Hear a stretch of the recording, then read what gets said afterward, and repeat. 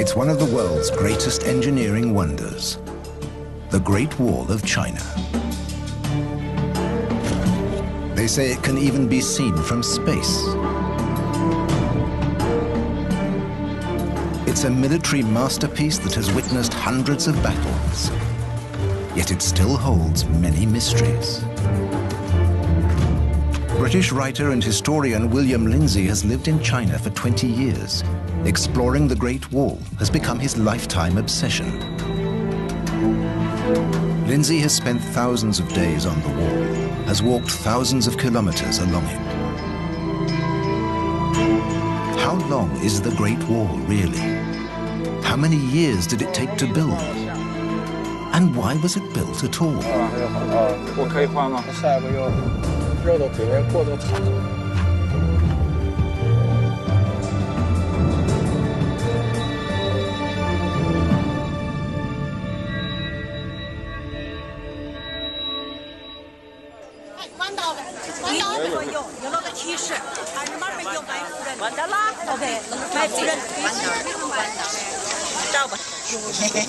It's only a short trip from Beijing to one of China's most popular attractions. Millions of tourists come here every year to see the Stone Dragon, the Great Wall of China. Most of the people walking on the Great Wall here today will go home and say, I've been to the Great Wall of China. But the Great Wall is not a place. It ranges across the subcontinental expanse of North China. And along its course, many of the locations are seldom visited, and some are virtually unknown. In 1987, Lindsay fulfilled his childhood dream. He walked on the Chinese Wall, 2,700 kilometers. Only a few pictures remain from this adventure because his films were repeatedly confiscated. Foreigners were barred from many parts of China. Those times have long changed. China has opened up to the world, and an adventurer has turned into a scholar. Lindsay now seeks out traces of the Great Wall of China right across the country. 23 years after his first trip, he sets off again. Doing the same exploring 23 years later is really testament to the immensity of what we call the Great Wall of China. In the last 2.5 decades, I explored the wall more, 1,700 days. I've discovered it's the world's most famous building, but the least known. There's always something new to discover. There it is. There is no single Great Wall. There are lots of walls in northern China, built by different dynasties for more than 2,000 years. William Lindsay is taking us to one of the most remote places, a 2,300-kilometer drive west of Beijing, to the city of Dunhuang. Into the Gobi Desert. Well, I'm nearly there, 75 miles northwest of Dunhuang. And it's a nice sunny day in the Gobi Desert, perfect conditions for exploring the Great Wall. In the shimmering heat, the dark ribbon along the horizon at first looks like a mirage. But these really are the remains of a wall, literally in the middle of nowhere.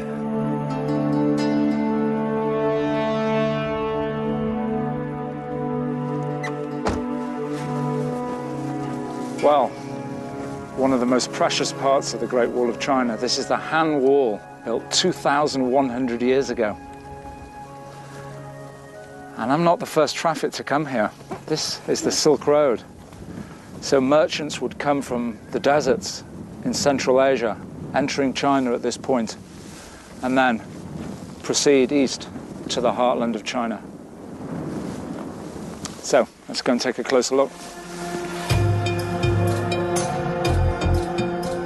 Built over 2,000 years ago, this wall looks completely different to the familiar Great Wall near Beijing. It's not built of stone, but this construction material has kept it strong for millennia. Reed and gravel. But who was this wall meant to protect, so far from civilization? The Han Dynasty rulers wanted to open their empire to trade with the West, so they secured control of the eastern end of what became known as the Silk Road. The Han Chinese occupied the vital He-Shi corridor that runs along the Silk Road between the northern steppes and the Himalayan foothills. It's a real border, not just between peoples, but between lifestyle. The nomads of the steppe live in yurts, the traditional round tent. They live entirely from their livestock, wandering over the steppe. They pitch their yurts wherever they find grazing land for their herds.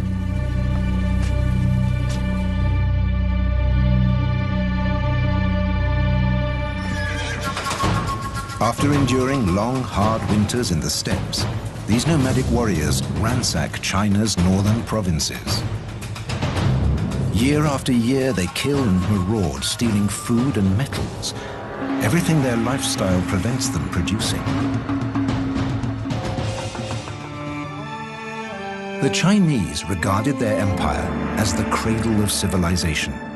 According to their Confucian philosophy, it was the cultural center of the world. Appeasing the barbarians along the border by trading with them was out of the question. War was too expensive, so the Han Emperor decided to build a wall. How many people were involved in the construction of the Han Wall? No one knows for sure. Reliable sources quote the calculations presented to the emperor. If one soldier can build 3 paces of wall in 1 month, then 300 men can build 3 li, about 1.5 kilometers. That means 1,000 li, or about 530 kilometers, would take 100,000 men 1 month to complete. So far, so good. And so many. Most of the soldiers were stationed at the towers. The towers had a dual use that made them most effective for defense. The beacon tower behind me was not only the perfect vantage point for guards on this frontier to watch for the enemy coming from the north, it was a signalling station. So when the enemy was sighted, this beacon would have been ignited. This is how it worked. As soon as a guard spotted nomadic warriors, he transmitted smoke signals by daylight or beacon fires at night. The alarm was communicated along the wall to garrisons located in the hinterland. How long is the Han Wall? Only recently have Chinese experts started to find out. We've joined the local archaeological survey team who are taking part in a national survey to locate the line of the Han Dynasty Great Wall.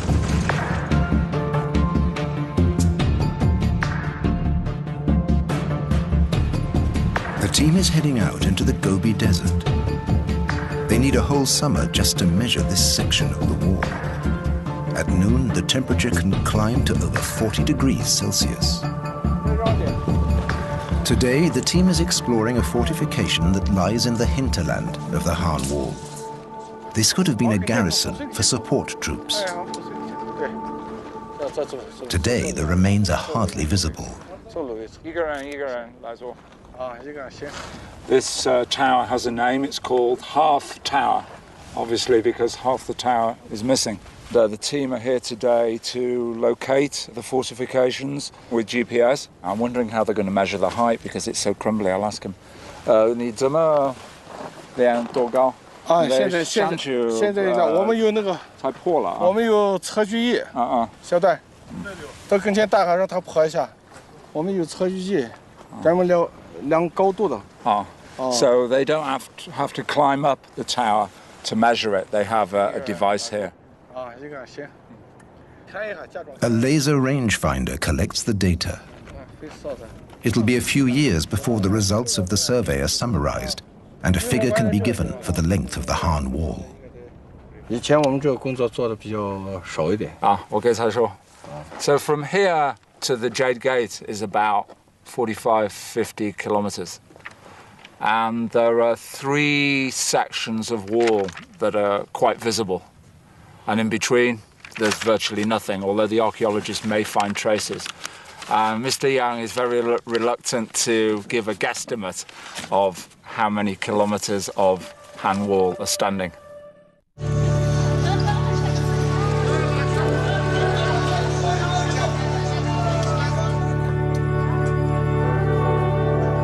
GPS team leader Mr. Young has given William directions to a place in the desert where the wall has a unique shape.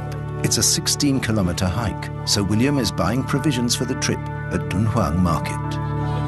Well, raw meat wouldn't be very good out in the deserts.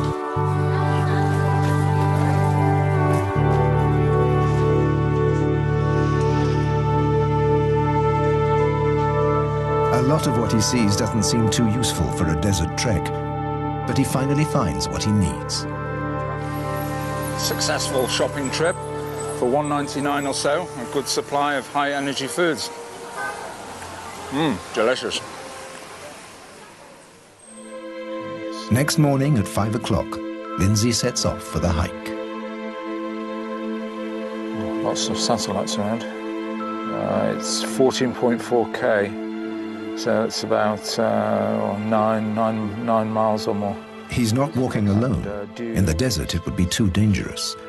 With him is his Chinese friend, Piao Tiejun. Sun coming up there, yeah. Their GPS says they will reach the unique strip of wall in 5 hours. Let's go.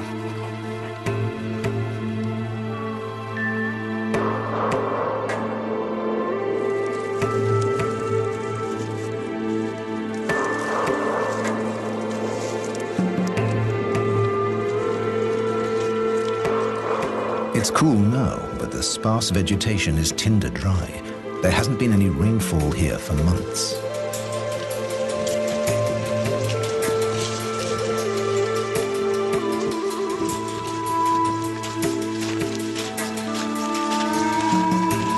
They're walking in a featureless landscape. You can see a solitary tree over there.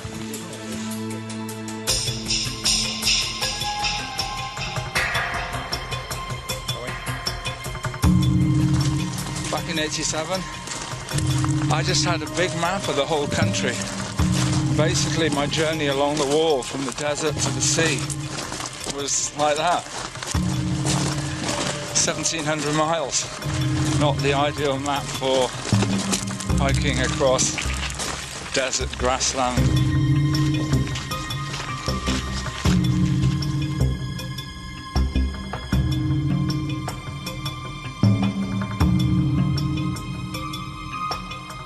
It's nearly noon and the sun is burning.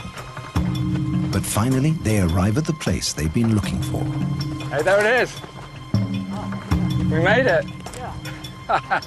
Fantastic. Great. Brilliant. For William, it's already worth the trip, even the 5 hours back. Amazing, eh? Oh, look at that. Fantastic. The best bit.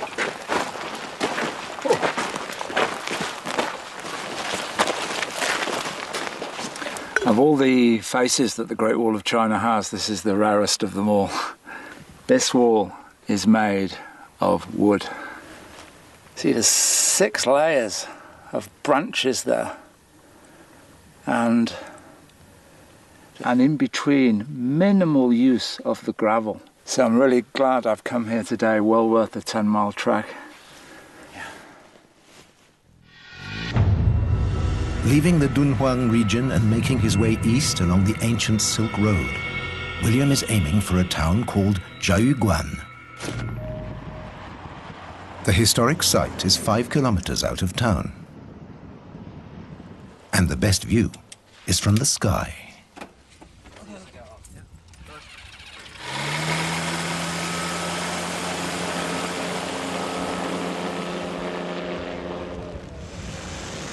A giant castle guarding the wall, built in 1539 by Jiajing, emperor of the Ming dynasty.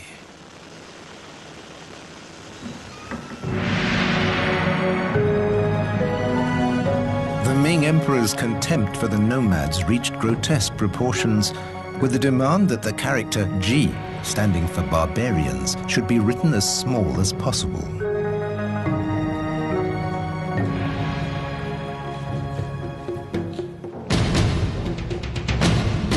After the Han Dynasty, other dynasties rose and fell. Many of them built walls, but none of any significant length. Ming Emperor Jiajing ascended the Dragon Throne in 1521. He renewed the Han tradition, established in ancient times, constructing a long wall at the northern border with its westernmost point at the Jiaoguan Pass. Jiaoguan translates as barrier to the Pleasant Valley, and Pleasant Valley means China. This gigantic fort is built in the foothills of the Himalayas.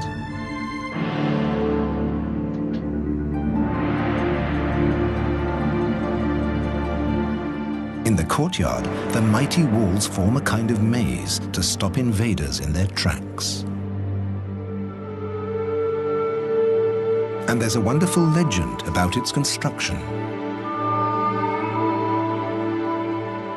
To avoid wastage of materials prior to construction of the fortress, the architect was asked to calculate exactly how many bricks were required.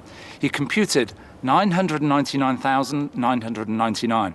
The bricks were delivered, the fortress built, and at the end, the chief of works confronted the architect with a brick and said, "This is wasted." But the architect was too smart. He said, "No, I factored that into the equation. That brick should be placed over the portal, and it will bring all the guards in the fortress and all of those travelers passing under its portals good fortune." 600 years later, the leftover brick still remains.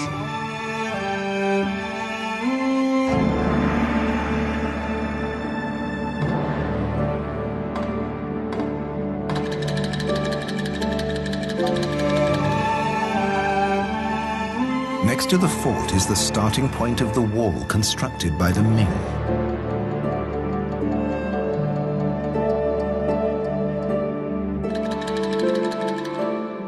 This wall has nothing in common with the brick and stone wall north of Beijing. It's made of rammed earth, and although it's more than 400 years old, it's still in good shape, and it's still wide enough to walk on.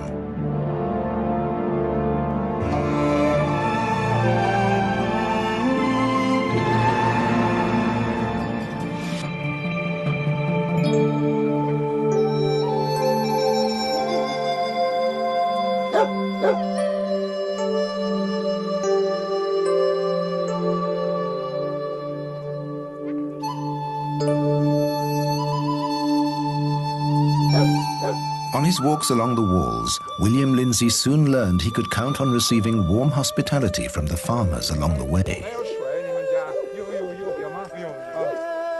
Before coming to China, my family and friends were very concerned. 1987, going to China, the big communist country on the other side of the world, are the people going to be friendly?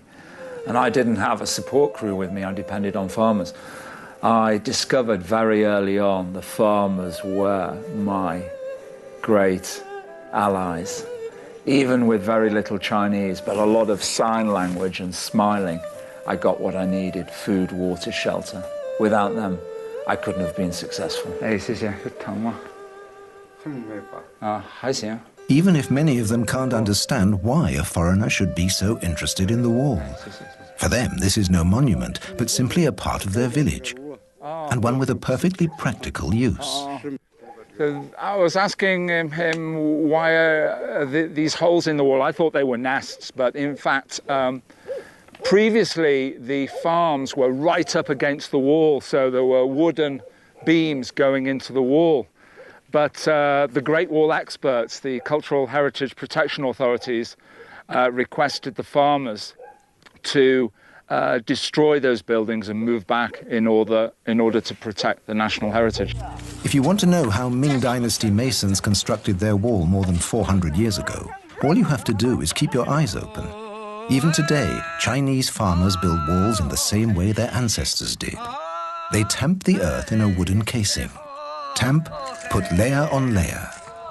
They even sing the traditional folk songs passed down from their forefathers. A house is not complete without a wall around it, says an old Chinese proverb. My friend Chen is building this wall to enclose his compound, so this is the final piece of work. And this is embedded in Chinese architectural tradition. Whether it's a compound, or a village, or a kingdom, it must be enclosed, completely safe.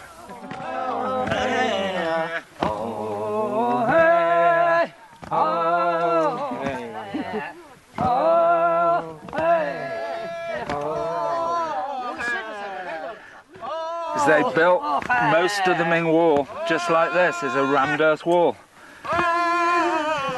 Imagine how many billion thuds it took.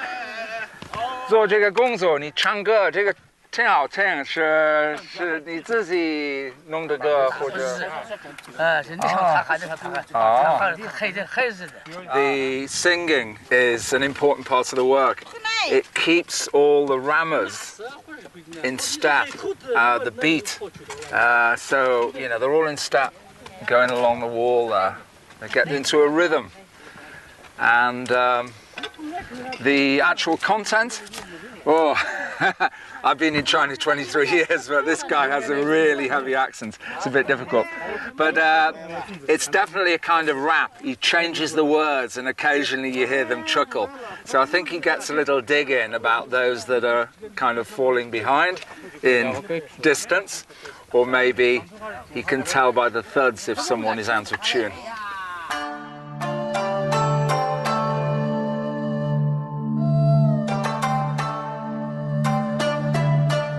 This group of about 20 farmers, mostly women, took a day to erect about 27 meters of wall. We don't know if their ancestors could have worked better or faster. But we do know they would have used the same materials and tools, except for the tractors carrying the clay and the cell phones.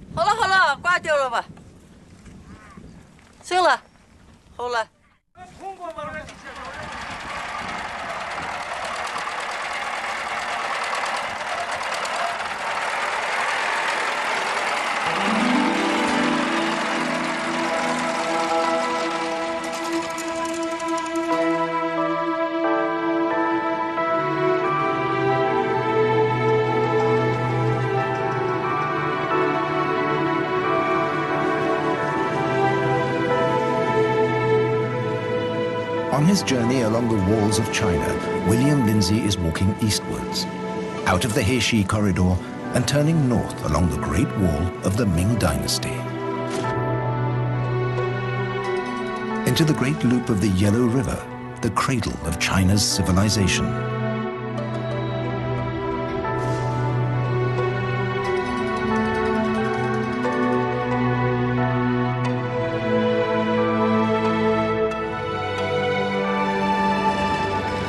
This has always been the gateway for the nomads to enter China. Here, though wind and weather have done their worst, the wall and its towers can still be made out on the crags above the river.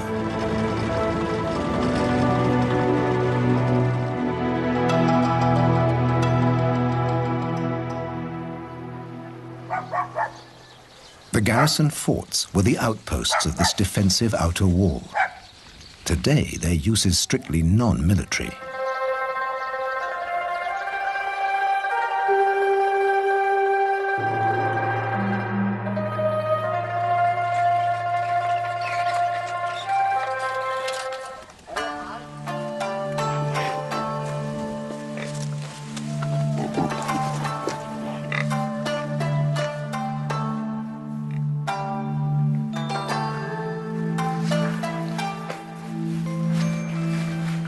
Oh, I love staying in the countryside.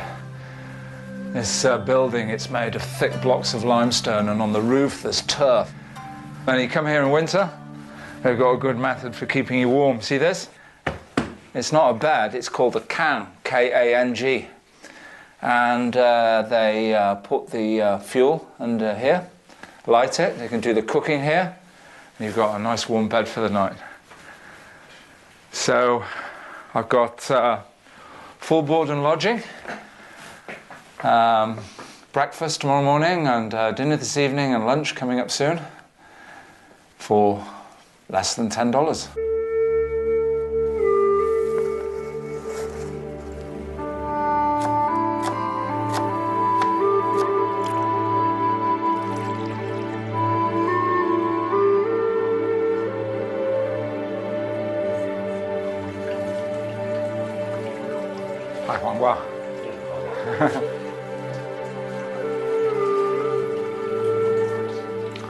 I should apologize for the slurping. It's part and parcel of eating in China, considered a sound of an appreciation.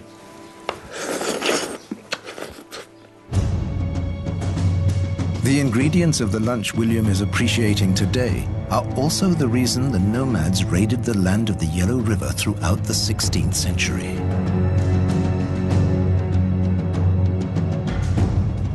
In the year 1549, the barbarians come to plunder.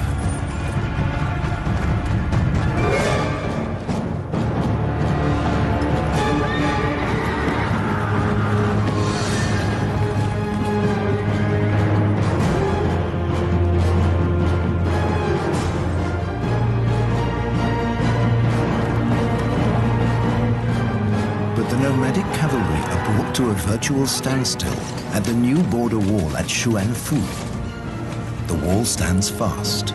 The nomadic troops are unable to capture the Chinese granary. Does this mean defeat? The barbarians do not give up. They have a message for the Chinese. They will attack Beijing, the capital. By marching east, the nomad army finds its way around the wall, thus avoiding the Ming Emperor's elaborate border fortifications. No one had suspected the nomads could cross the natural barrier, the mountain range north of Beijing. Back in 1550, the nomads did not meet with any serious opposition on their way south.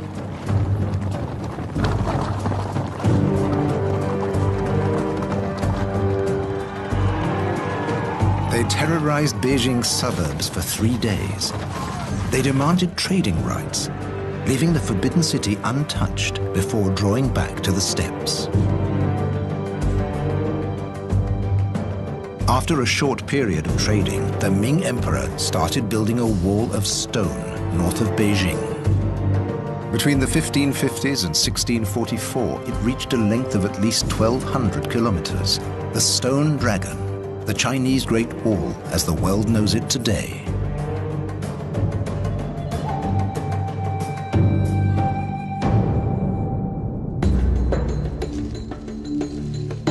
How many people were needed to build it? Official figures are rare, but in some inaccessible sections of the wall there are still stone tablets engraved with texts that could give us that information.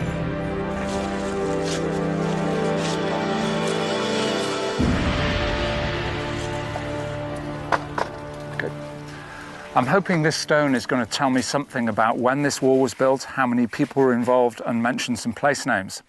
From here, the inscription looks very faint, but we have a ladder, master artisan, Mr. Ho, and with his simple tools, we're going to copy the stone and produce a rubbing, which hopefully will reveal the full contents of the tablet.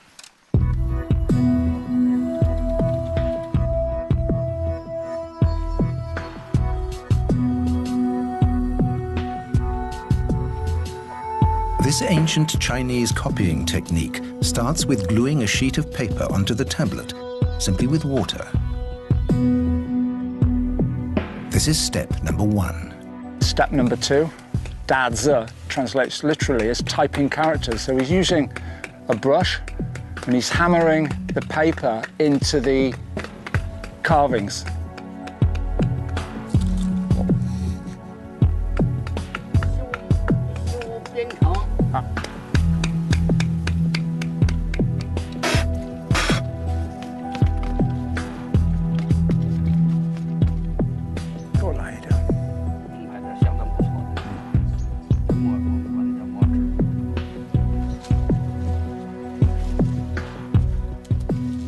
The higher parts of the paper will be blackened, and the lower parts that have gone into the characters and any design along the edges, they will remain white.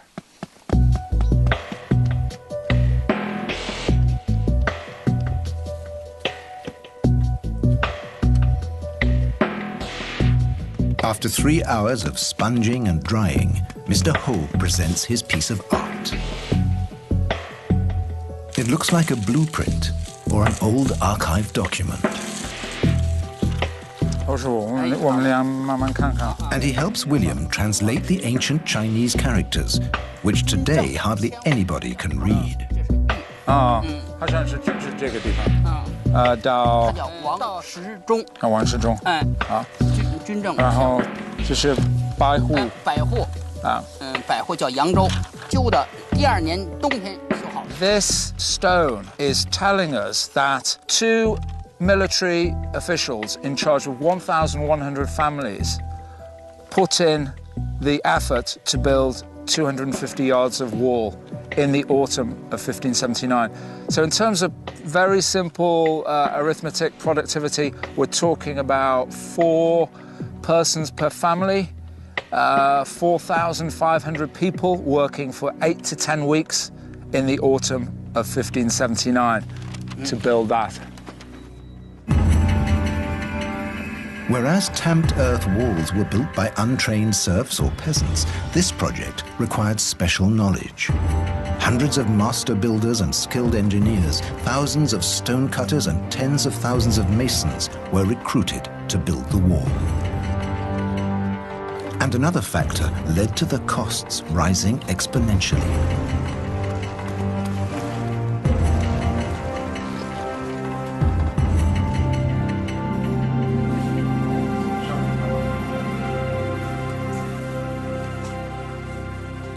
Tamped earth walls were built using materials available on site. The material for the new wall had to be manufactured before use. The Chinese had devised a network of brick kilns set up near the construction sites. One of these sites was found by local farmers and inspected by Professor Wang Cunong, curator of the Great War Museum in Shanghiguan. So at this location, they discovered around 60 brick kilns, and it ranks as the best production center of bricks preserved along the whole length of the Great Wall.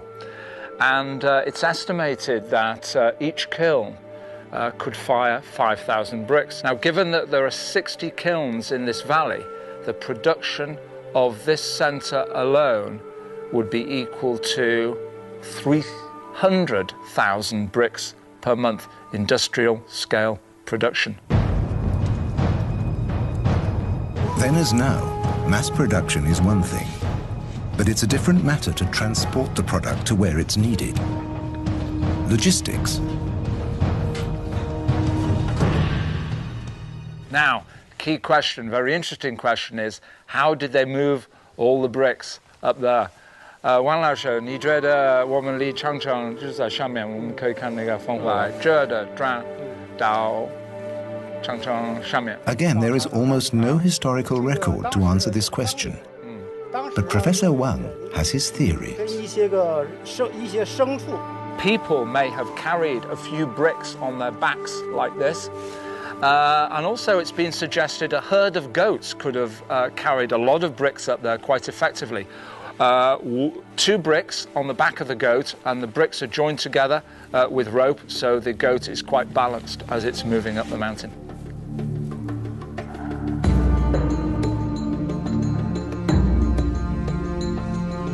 Even without bricks on your back, it's a hard slog up to the wall. But it's worth it. Hardly any tourists make it to this isolated section.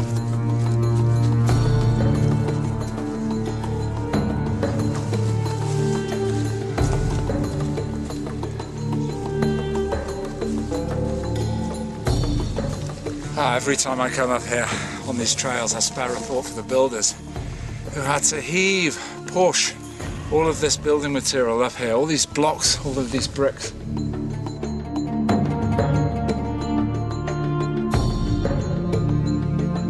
The The sometimes bizarre route taken by this wall has led many experts to believe that more than just defensive considerations were in play here.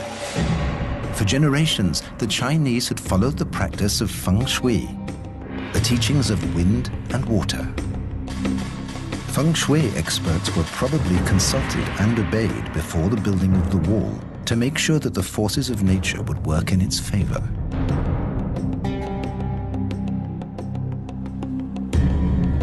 Spending his days alone on the wall, Lindsay imagines how the soldiers must have suffered here. Cut off from the world, enduring winds and foul weather, squeezed into bare and cramped quarters for months on end.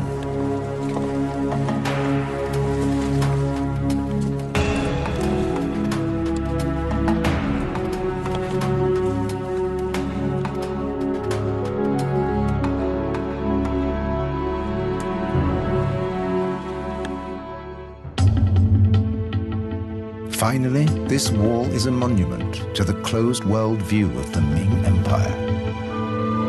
It circumscribed their universe and excluded everything that was foreign. Often scratching around in this rubble, you can find bits of pottery. Not sure what this stone is.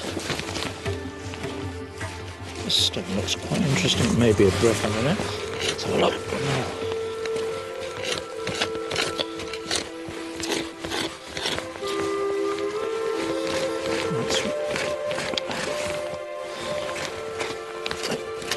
Might be.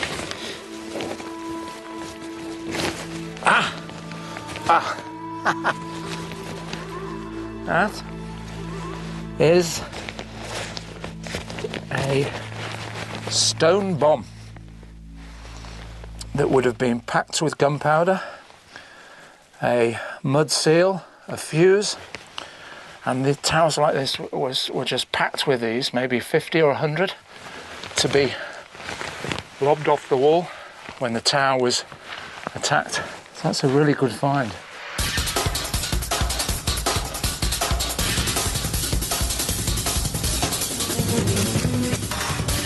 "320 kilometers further east, we find another example of living history.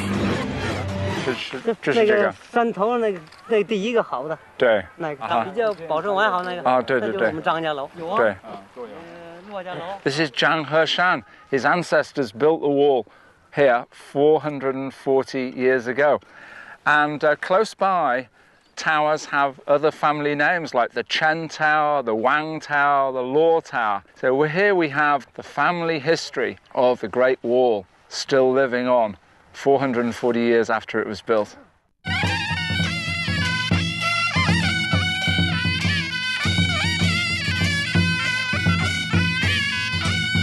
Even today, they still worship their ancestors by celebrating ancient festivals.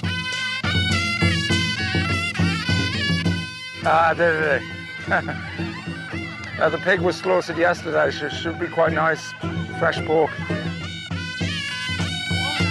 It would have been a rare moment of relaxation and abundance in a hard life.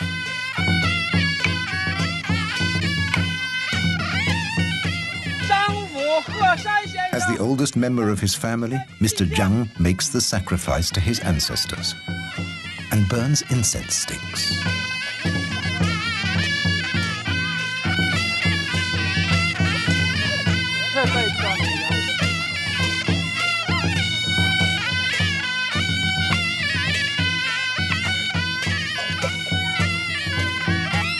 Then the living generations of the Zhang family bow to the dead and to their own great history.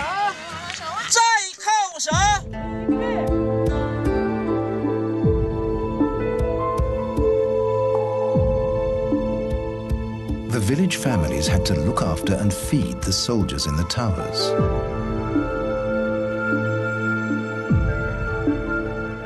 Their takeaway food service survives to this day.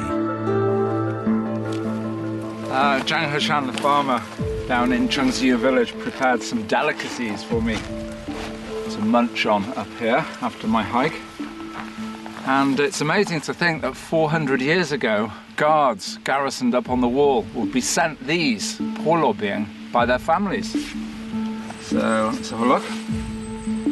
It's a kind of pasty kept fresh in one of these large oak leaves. And you can see the leaf print on the pastry. Well, have a taste.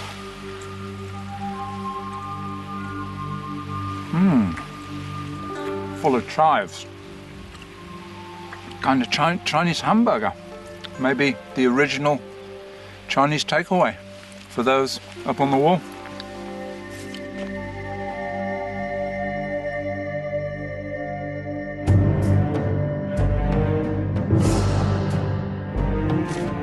By 1644, just short of 100 years of construction, the most impressive defensive wall ever made by man was finished. However, it was not one single great wall. It comprised a system of several defense lines, from the mountains to the sea. In 2009, after a national survey of the Ming Wall, Chinese officials announced that the total length is 8,850 kilometers. This is the end at Shanghaiguan, meaning Mountain Sea Pass.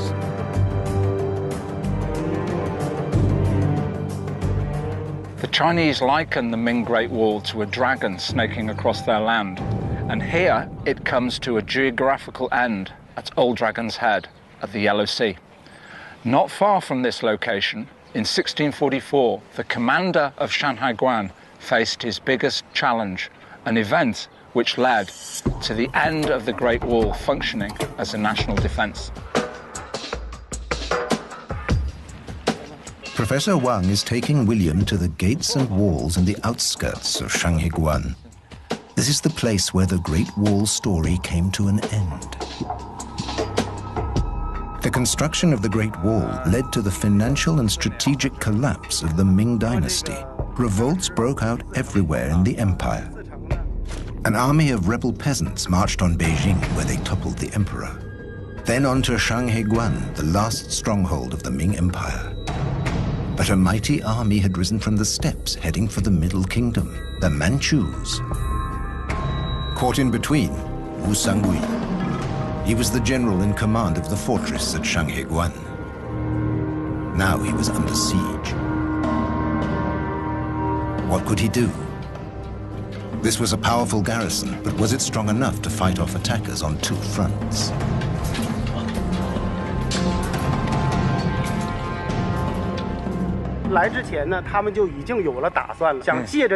Professor Wang Cunong tells William Lindsay the solution he found.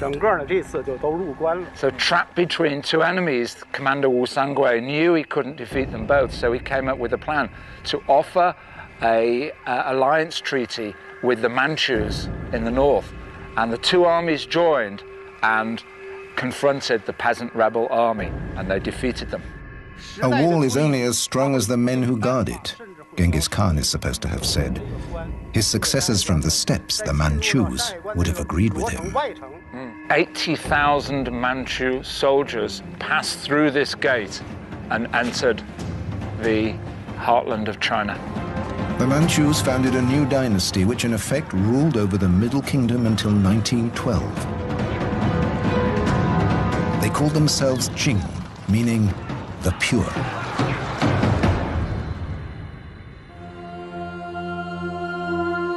And the Great Wall was of no use anymore. But its story did not come to an end. Even today, nobody knows how long all the Great Walls of China really are. There are still many more walls and stories to be discovered.